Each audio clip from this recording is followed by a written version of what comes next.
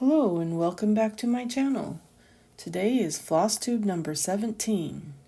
Today I thought we'd introduce my new HAED project and see how I've progressed with that. We're also going to look at confetti a little bit. Of course, as soon as I start recording, Alex has to eat. Seems to be the way that it goes. It's also a happy Friday.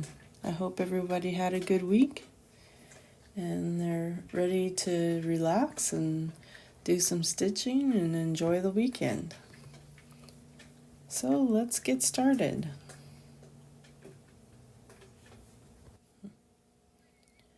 So let's take our project out here. And as I mentioned, it's Heaven and Earth Designs, Beginners Mini Fascinating. Not sure why they call it that, but I thought that this kitty that's looking up, see if I can zoom in so you can see. I thought this kitty looked a lot like Alex, and I guess he's fascinating because he's looking up at his mommy, maybe. I don't know. It's 187 wide by 125 high. They recommend a 25 count fabric, but I'm actually using an 18, and I'm almost getting coverage. I can see a few specks. I probably should have went up a little higher, but it also has 87 colors to it. I know that's a lot, but with full coverage, that's pretty typical. So this is how thick the pattern is. And so I put it in this notebook, and I'm planning on using this zebra mild liner to highlight as I go. Keep track. And at the end of each month, I'll have an update on all my projects. And I'm using HAED's Easy Grid. So you wash it in hot water when it's done, and that comes out. And this is, we all know this is my needle minder. And that's how far I've gotten. It's about 2.5 grids. And you can see I've got some confetti that I need to do. I'll zoom out here so you can see.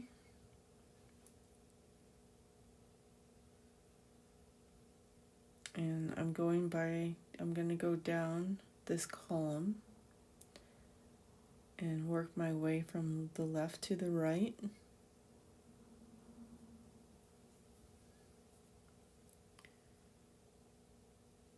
So that's the upper left corner that I'm working on. And the picture shows it solid green, but it really isn't a solid green. And that's why I have that confetti where you can see the holes. So some lighter shades and some darker shades. I think it's going to make a nice texture in the background. Digital pictures just don't do it justice. I guess that's the beauty of cross stitch. So I'm using these pako thread organizers, and yeah, they're not cutesy. There's no cats on them. They're not super pretty, but boy, are they functional. So it has this little card that you slide out. And slide this out carefully.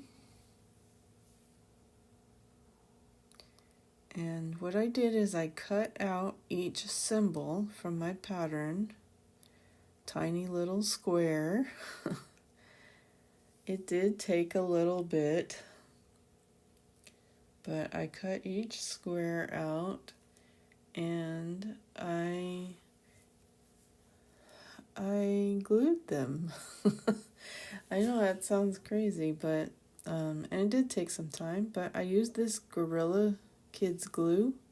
You could also use some Elmer glue or some kind of paste glue to glue them down, and it was easy, but it did take a little time. But the beauty of this is that I don't have to worry about the colors anymore. I just look at the symbol on my chart and I look for the symbol on my pako, and it skips a step. So I think you save a lot of time setting this up. Set it up this way. So this is the main green color. It kind of looks like an airplane. And yeah, so whenever I see an airplane, I just pull this color. And you hook the thread doubled over it, and I throw it in the bag. As you can see, this one is wrapped around. The tails are wrapped around, and they stay in place. The foam keeps them nice and firm, and I kind of like the foam. I kind of like the foam. It's pretty high quality. I actually discovered them watching Teressa Little Stitchers. A shout out to her. She is an amazing teacher. If you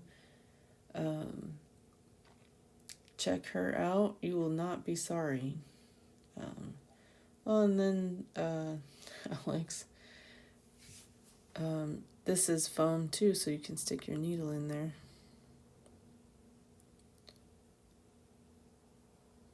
Alex, you have to be petted right now.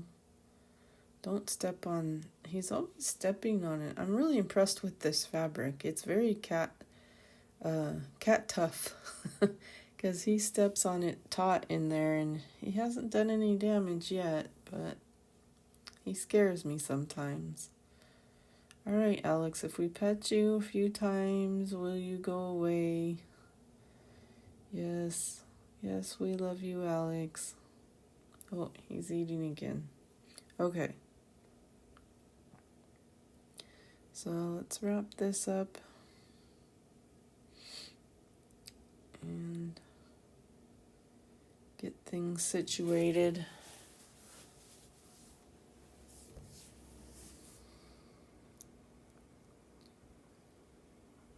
And I'm gonna do a little stitching with you. Hopefully you have something you're working on. I'd love to know what you're working on. Even if it's not a cat, just what you're interested in. They always say you should stitch on what you love, and that's so true. So I'm going to do this first confetti. That circle right there is this pattern. On the pattern, it's that symbol. So we're going to pull that thread. I'm going to show you how to do that. So take your needle, and you kind of take your thumb to hold it down, and you pick off one thread. Because remember, it's 6 strands. And you just pull it up, and it comes right out. Easy, easy, easy.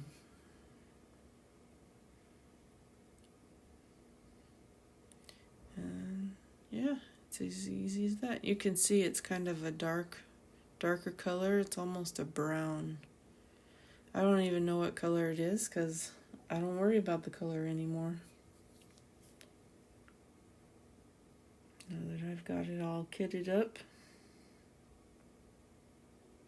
Now if you ran out of thread, then of course you'd have to go back and do your research, figure out which one to put on there.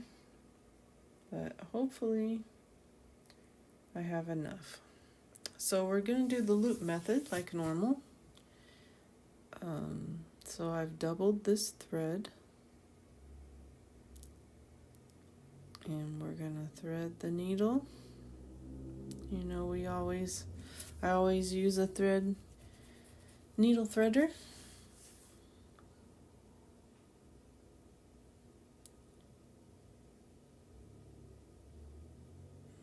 Just get this on there. It's fighting me a little bit. Gotta be just right. I'll pull that through. Oh, I just pulled it off the needle. Well, it just goes to show I'm no expert. I'm no Jan Hicks. I'm no Teressa. Who else is out there? Stitching Jules. Stitching with Laura. Those are some of my favorites.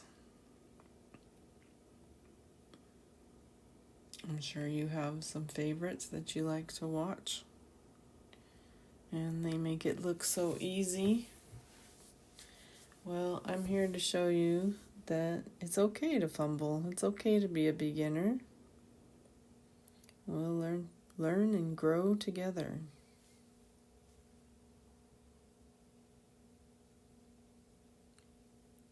My eyes are tired tonight.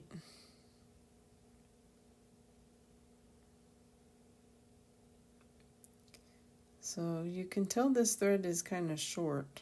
So I cut it in half because when you do confetti, you're just doing one stitch. Confetti is one stitch by itself, or maybe a couple. So this one is just one. So I cut it in half to have less waste, but I don't really worry about the waste too much. It's 50 cents for a floss on sale. So we made our loop like normal, and then we're coming down up through the lower left corner, and then we're carefully, since it's shorter, we're carefully going through that loop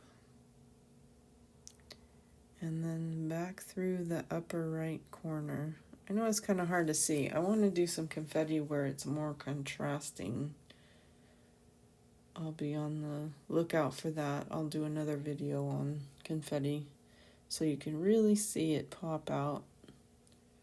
Really see how we're just putting one stitch by itself in.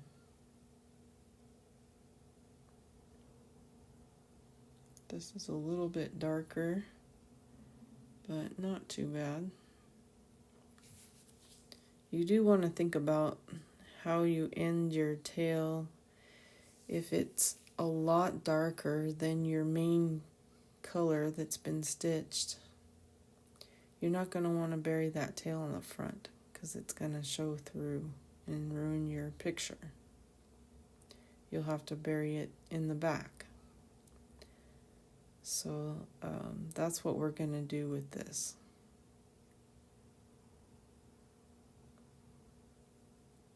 So we got our cross in there.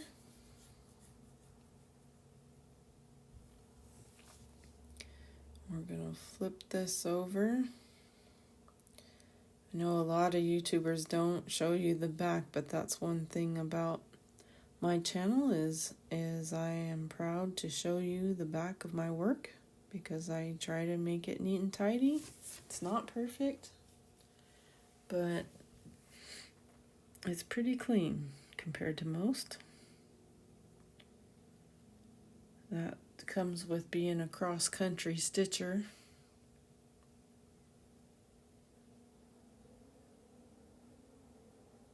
So I'm figuring out where to bury this, and I think I picked a spot here. So we're just gonna bury the tail, run it through a few threads.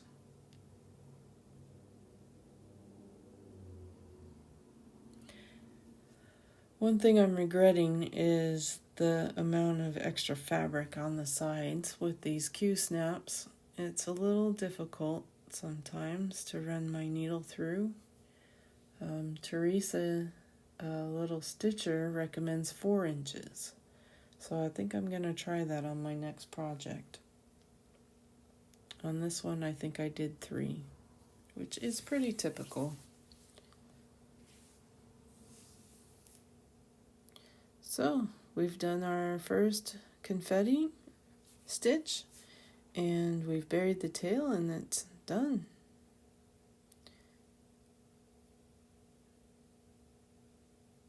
So we're ready to move on. I need to mark it off on my chart. We always want to remember to mark off on our chart so we can keep track of how many stitches we've done. So I'll get that marked off.